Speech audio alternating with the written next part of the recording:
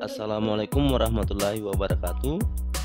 Pada video kali ini kita akan mempelajari tentang pengujian one sample t-test dengan menggunakan aplikasi SPSS. Baik, berikut adalah contoh penelitian, yaitu manajer suatu perusahaan menduga bahwa rata-rata penghasilan lebih dari 80 juta per bulan. Diambil sebanyak 45 bulan data penghasilan untuk dijadikan contoh atau sampel dalam penelitian tersebut. Ujilah hipotesis tersebut dengan tingkat keyakinan 95%. Silahkan download datanya melalui halaman ini ya. Kemudian pertanyaannya adalah, berapa jumlah anggota sampel dan populasinya? Bagaimana bentuk hipotesisnya? Berapa nilai alfa pada kasus tersebut?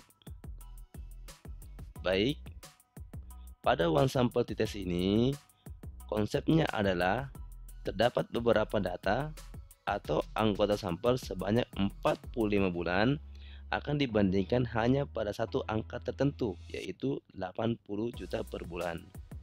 Baik, berikutnya adalah jumlah anggota sampel dan populasi. Ukuran sampel atau sampel size pada ilustrasi ini yaitu sebanyak 45 bulan penghasilan, sementara ukuran populasi pada ilustrasi ini adalah jumlah keseluruhan bulan atau penghasilan perusahaan semenjak dia berdiri. Kemudian bentuk hipotesis, yaitu pada H0 rata-rata penghasilan perusahaan sama dengan 80 juta per bulan. Kemudian H1-nya adalah rata-rata penghasilan perusahaan lebih dari 80 juta per bulan. Dari hipotesis ini berarti menggunakan hipotesis satu arah, yaitu arah kanan.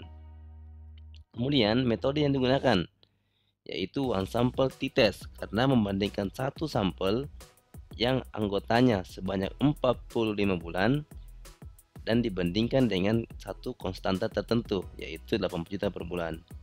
Kemudian varian populasi tidak diketahui. Nilai alfa yang digunakan adalah 5%, berarti tingkat keyakinannya adalah 95%. Kemudian saya akan mengilustrasikan bagaimana cara pengolahan data menggunakan SPSS. Silahkan dibuka aplikasi SPSS-nya. Kemudian pertama-tama, setelah Anda mendownload datanya, silahkan import data tersebut melalui menu File, kemudian Open, kemudian Data.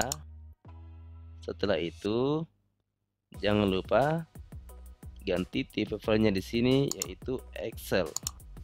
Oke, kemudian cari filenya di mana tempat setelah Anda download. Kemudian pilih onesample.xlsx. Kemudian Open. Maka akan muncul kotak seperti ini. Setelah itu tekan tombol OK. Maka data penghasilan perusahaan tersebut berhasil masuk ke dalam SPSS. Kemudian sebelum melakukan pengolahan data, sebaiknya terlebih dahulu Anda mengecek atau mendefinisikan variabel penghasilan di variabel view. Oke, di sini variabelnya cuma satu, yaitu penghasilan. Kemudian tipenya sudah benar, yaitu numerik, karena data yang dimasukkan berupa angka. Kemudian width adalah jumlah karakter, desimal adalah banyaknya digit di belakang koma. Kemudian label adalah label yang diberikan pada variabel penghasilan. Kemudian value ini digunakan apabila variabel yang diimpor adalah variabel kategorik. Missing adalah data hilang. Kemudian kolom ada label kolom pada variabel penghasilan di data view. Kemudian alignment ini untuk mengatur rata kiri, rata kanan, ataupun rata tengah. Kemudian yang paling utama adalah measure. Pada measure ini terdapat tiga pilihan, yaitu scale, ordinal, dan nominal. Pada scale berarti datanya continue, sementara bila datanya kategorik berarti pilih ordinal ataupun nominal.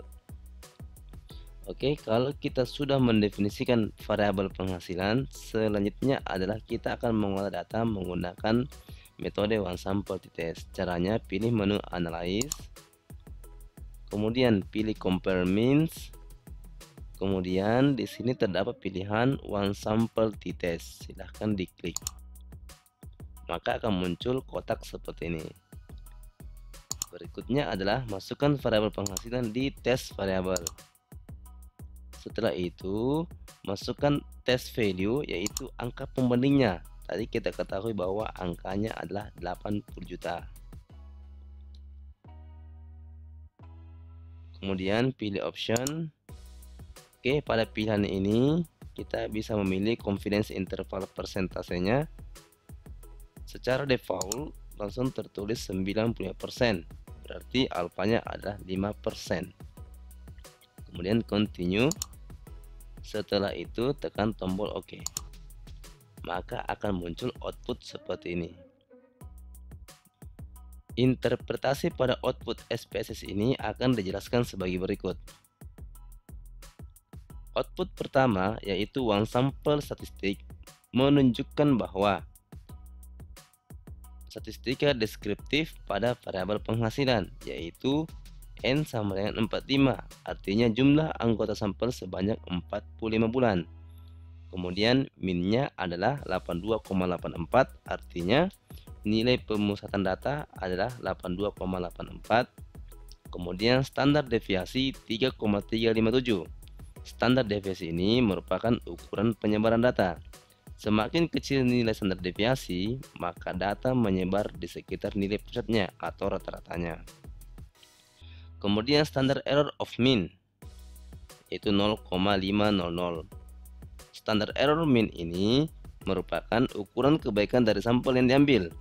Semakin kecil nilai standar errornya, maka sampel untuk variabel penghasilan semakin representatif. Berikutnya output kedua, yaitu pengujian one sample T-test.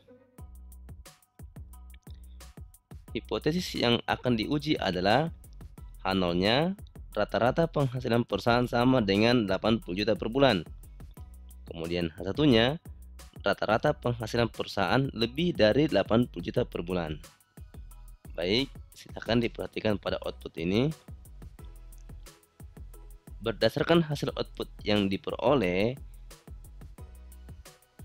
maka nilai T hitungnya yaitu sebesar 5,684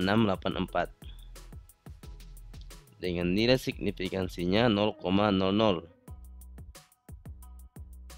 Karena kita menggunakan satu arah, maka nilai signifikansinya ini dibagi dua, maka hasilnya adalah 0,00. Karena nilai signifikansinya kurang dari alfa 0,05, maka tidak cukup bukti untuk menerima H0. Oleh karena itu, rata-rata penghasilan perusahaan lebih dari 80 juta per bulan dengan tingkat keyakinan 95%. Baik, itulah penjelasan tentang bagaimana cara pengolahan data menggunakan metode one sample T-test.